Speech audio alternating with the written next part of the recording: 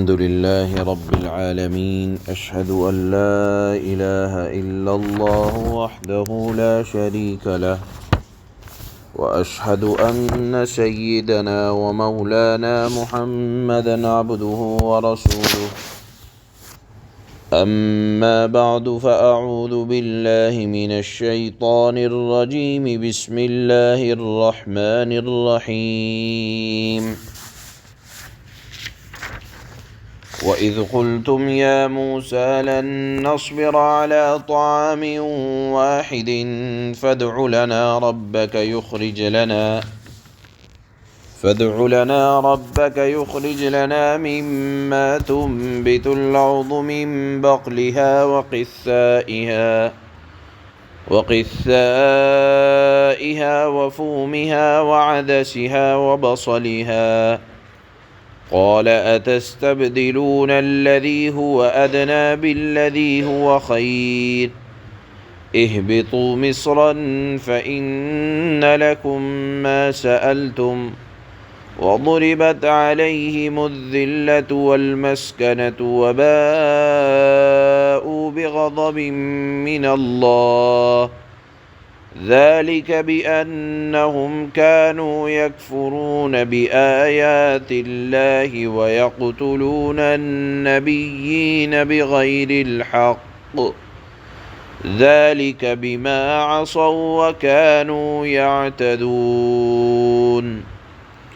صدق الله مولانا العلي العظيم.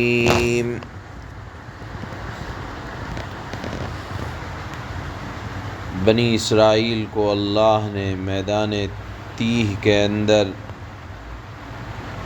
بلا مشقت و محنت روزی کا انتظام فرمایا، من و سلویٰ کا انتظام فرمایا، پینے کے لیے انتہائی شیریں صاف ستھرے پانی کے 12 چشمے، اور سائے کے لیے اللہ نے ایک بادل کو متعین کر رکھا تھا. آپ سنتے آ رہے ہیں احسانات.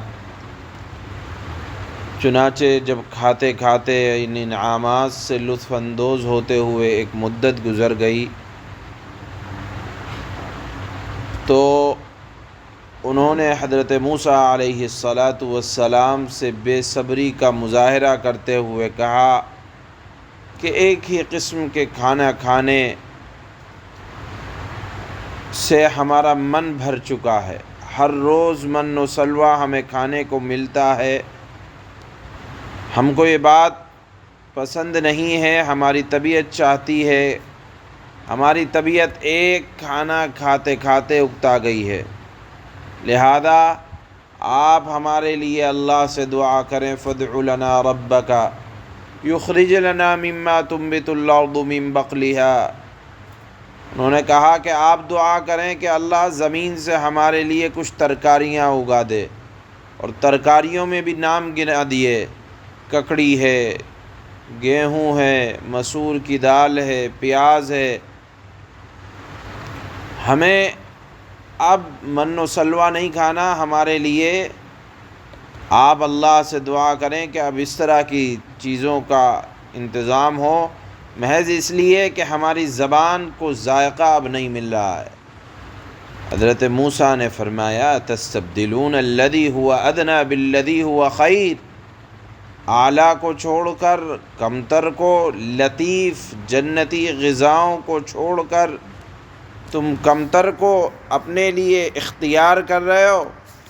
اور دیکھو یہ تو بلا محنت کے مل رہا ہے، تمہیں محنت نہیں کرنی پڑ رہی، بٹیر تمہارے سامنے آ جاتی ہے، تم پکڑ لیتے ہو، اور من شبنم کی طرح صبح میں تمہارے ارد گرد ایک شیریں بہترین قسم کا حلوہ تمہارے لیے آ جاتا ہے. تم اعلیٰ کو چھوڑ کر، عمدہ کو چھوڑ کر، بہتر کو چھوڑ کر کم کو چاہتے ہو. انہوں نے کہا، اپنی بات پر اصرار کیا، اور حضرت موسیٰ علیہ السلام کی نصیحت کو نہیں مانا. اس پر حضرت موسیٰ علیہ السلام نے فرمایا اہبطوا مصرا فإن لکم ما سألتم. اتر جاؤ، فلاں جگہ چلے جاؤ، اور اب تمہارے لیے وہاں جو کچھ تم مانگو گے ملے گا، لیکن وَضُرِبَتْ عَلَيْهِمُ الذِّلَّةُ وَالْمَسْكَنَةُ وَبَاءُوا بِغَضَبٍ مِّنَ اللَّهِ، اب لیکن تمہارے اوپر ذلت، مسکنت اور اللہ کا غصہ وہ بھڑکے گا۔ وجہ کیا ہے؟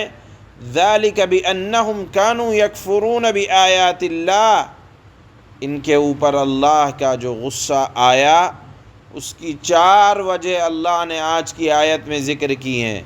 یکفرون بآیات اللہ، وہ اللہ کی آیتوں کا، اللہ کے احکامات کا انکار کر بیٹھتے تھے، یعنی اللہ کے احکامات پر خوشی خوشی عمل نہیں کرتے تھے، بلکہ بال کی کھال اتارتے، کٹ حجتی، بے جا اعتراضات کرتے تھے، خواہ مخواہ جو حکم ملا اس پر عمل نہیں کرتے تھے۔ تو پہلی بات اللہ کے غصے کے نازل ہونے کی وہ ہے اللہ کے احکامات پر عمل نہ کرنا، انکار کرنا۔ وہ دوسری وجہ اللہ ان پر غصے کی نازل بیان فرماتے ہیں، وَيَقْتُلُونَ النَّبِيِّينَ، انبیاء کا قتل کرتے تھے۔ چنانچہ حضرت عبداللہ ابن مسعود کی ایک روایت ہے کہ اس سے معلوم ہوتا ہے کہ یہودیوں نے، جس میں انبیاء کی تعداد بہت زیادہ آئی جس قوم کے اندر، اپنے ہی قوم کے نبیوں کو تقریباً 300 انبیاء کو ان لوگوں نے قتل کیا، جس میں حضرت زکریا، حضرت یحییٰ علیہم السلام بھی شامل ہیں۔ اور اسی طرح اللہ نے ان پر غصے کی وجہ بیان فرمائی کہ ذَلِكَ بِمَا عَصَوْا وَكَانُوا يَعْتَدُونَ، کہ لوگ حد سے بڑھ جاتے تھے اپنے اعمال اور اقوال میں، اتنے حد سے بڑھ جاتے تھے کہ مثال کے طور پر حضرت موسیٰ علیہ السلام کو ان لوگوں نے جادوگر کہہ دیا، یہ حد سے آگے بڑھنے کی بات ہے۔ حضرت مریم علیہ السلام پر انہوں نے زنا کی تہمت لگا دی، اور پھر انبیاء کے بارے میں نہ جانے اپنی ہی قوم کے لوگ، یعنی انبیاء ان کے قوم کے افراد تھے، نہ جانے کس طرح کی تہمتیں لگائیں۔ بہرحال اللہ نے بیان فرمایا کہ میں ان سے جو ناراض ہوں اس کی وجہ یہ ہے کہ یہ اللہ کی احکامات کا انکار کرتے ہیں، انبیاء کے قاتل ہیں۔ اللہ کے نبی صلی اللہ علیہ وسلم نے فرمایا کہ سب سے زیادہ قیامت کے دن جس شخص پر اللہ کا غصہ بھڑکے گا وہ ہوگا جس کو یا تو کسی نبی نے قتل کیا ہو، یا اس نے کسی نبی کو قتل کیا، یا گمراہی کا پیشوا بنا، یا تصویر بنانے والا۔ بہرحال یہ قیامت کے دن وہ لوگ ہوں گے جن پر اللہ کا سب سے زیادہ غصہ بھڑکے گا۔ تو یہودیوں نے اپنے انبیاء کو قتل کیا، اس وجہ سے اللہ کا غصہ ان پر ہے۔ اور تیسری اور چوتھی وجہ کہ وہ حد سے نافرمانی میں آگے بڑھ جانے والے اور حد سے گزر جانے والے ہیں۔ اللہ فرماتے ہیں اس لیے اللہ کا ان پر غصہ نازل ہوا۔ اس مضمون کو اللہ نے یہاں اس آیت میں بیان فرمایا کہ ناشکری کا عالم یہ تھا کہ بلا محنت و مشقت روزی مل رہی تھی، کہنے لگے کہ ہم اس پر صبر نہیں کر سکتے، ہمیں ہماری پسند کا کھانا چاہیے، جس پر اللہ کی طرف سے ان پر غصہ نازل ہوا۔ اس مضمون کو اللہ نے یہاں آیت میں بیان فرمایا۔ اللہ فرماتے ہیں وَإِذْ قُلْتُمْ يَا مُوسَى لَن نَّصْبِرَ عَلَىٰ طَعَامٍ وَاحِدٍ فَادْعُ لَنَا رَبَّكَ يُخْرِجْ لَنَا مِمَّا تُنبِتُ الْأَرْضُ مِن بَقْلِهَا وَقِثَّائِهَا وَفُومِهَا وَعَدَسِهَا وَبَصَلِهَا۔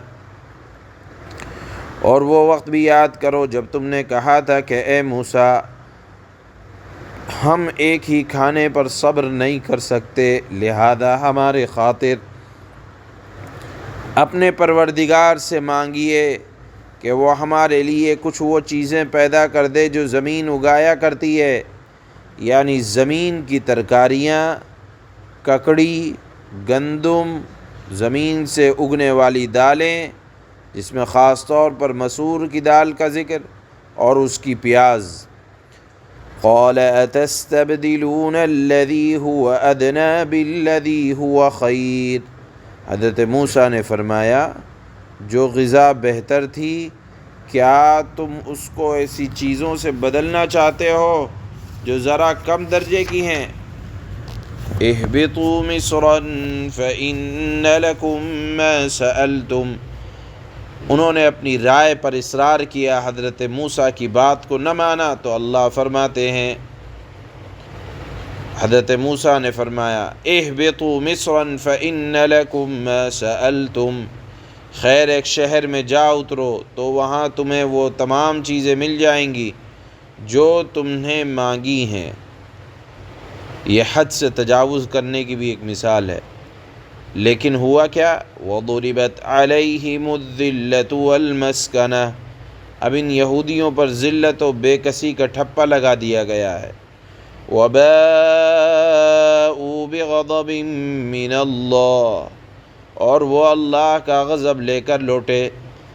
ذَلِكَ بِأَنَّهُمْ كَانُوا يَكْفُرُونَ بِآيَاتِ اللَّهِ وَيَقْتُلُونَ النَّبِيِّينَ بِغَيْرِ الْحَقِّ ذَلِكَ بِمَا عَصَوْا وَكَانُوا يَعْتَدُونَ، یہ سب اس لیے ہوا کہ وہ اللہ کی آیتوں کا انکار کرتے تھے، انبیاء پیغمبروں کو ناحق قتل کرتے تھے۔